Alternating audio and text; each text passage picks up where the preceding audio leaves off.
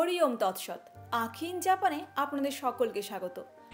আমি এসেছি এখন হসপিটালে।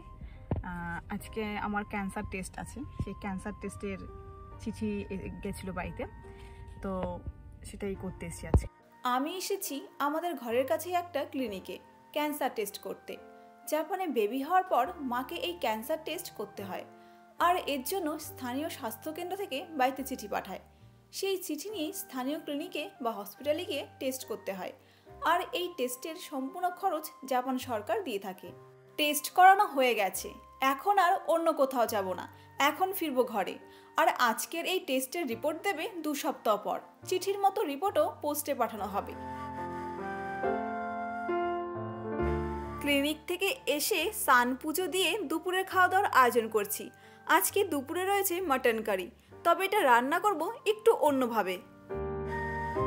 জাপানে বেবি হওয়ার পর মায়েদের ক্যান্সার টেস্ট করানোর কারণ হলো গর্ভধারণের পর থেকে সন্তান জন্মানোর পর পর্যন্ত আমাদের শরীর মানে মায়েদের শরীরে অনেক পরিবর্তন ঘটে এবং হরমোনেরও পরিবর্তন হয়, যা কিছু ক্ষেত্রে আমাদের শরীরে ক্যান্সারের ঝুঁকি বাড়তে পারে।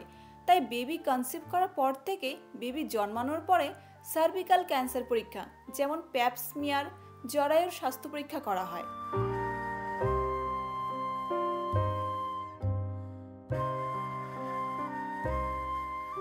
এছাড়া কিছু ক্ষেত্রে বেবি জন্মানোর পরে মায়েদের স্তন পরীক্ষা করার কথাও বলা হয়ে থাকে। যদি মায়ের বয়স 30-এর ওপরে হয় তো তাহলে তাদেরকে এই দুটো টেস্টই করতে বলা হয়।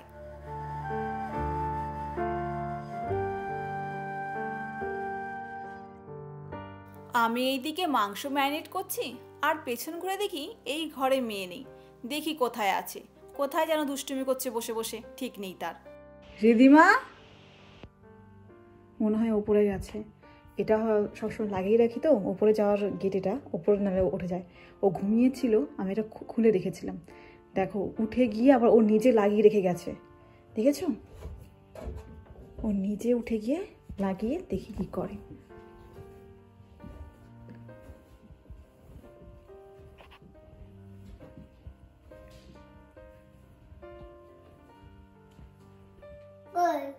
তুমি ওপরে চলে এসছো? কি করছো তুমি ওপরে এসে? হ্যাঁ,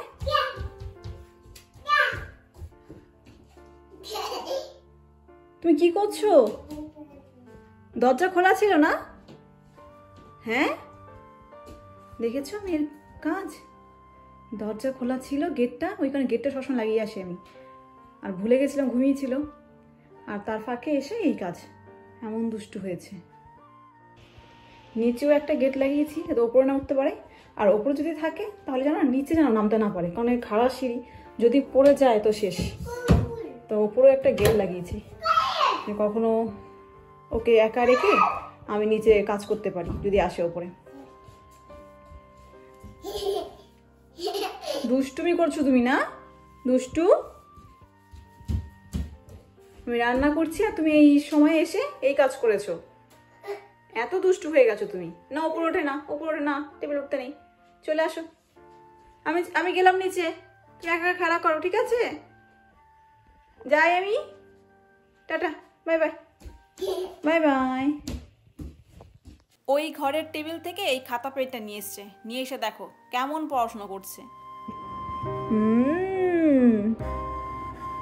নাও লেখো। হয়ে গেছে, এটা হয়ে গেছে। হ্যাঁ, এই দিকে দেখো মেয়ের কাণ্ড, পড়াশোনা করতে করতে শুয়ে পড়েছে।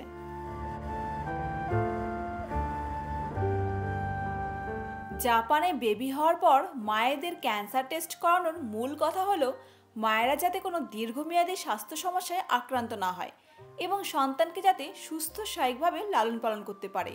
এই জন্যই জাপানে বেবি হওয়ার পর এই টেস্টটা করানো হয়। আর যদি রোগ চিহ্নিত হয় বা প্রথম স্টেজেই ধরা পড়ে তাহলে চিকিৎসার মাধ্যমে সেটা সারিয়ে তোলা সম্ভব।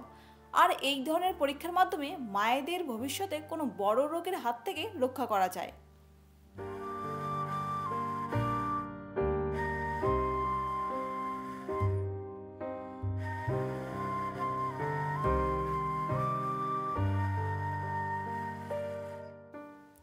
জাপানে সন্তান জন্মের পর ক্যান্সার চিকিৎসা বাধ্যতামূলক নয়, তবে এটি অত্যন্ত গুরুত্বের সাথে নেওয়া হয়। জাপানের স্বাস্থ্য ব্যবস্থায় প্রতিরোধমূলক চিকিৎসা এবং প্রাথমিক অবস্থায় রোগ শনাক্তকরণ একটি বড় ভূমিকা পালন করে। যদি সন্তান জন্মের পর মায়ের শরীরে ক্যান্সারের কোনো লক্ষণ পাওয়া যায়, তাহলে চিকিৎসকেরা রোগীর সঙ্গে আলোচনা করে উপযুক্ত চিকিৎসার ব্যবস্থা করেন। আমি রান্না করছি আর আমার মেয়ের কাণ্ড দেখো, খাতায় দাগ টানছে। আমার মনে হচ্ছে আমার রান্নাটা আমার মেয়ে যেন খাতায় লিখে রাখছে। এইভাবে মা মেয়ের খুনসুটি দুষ্টুমি সারাদিনই চলতে থাকে।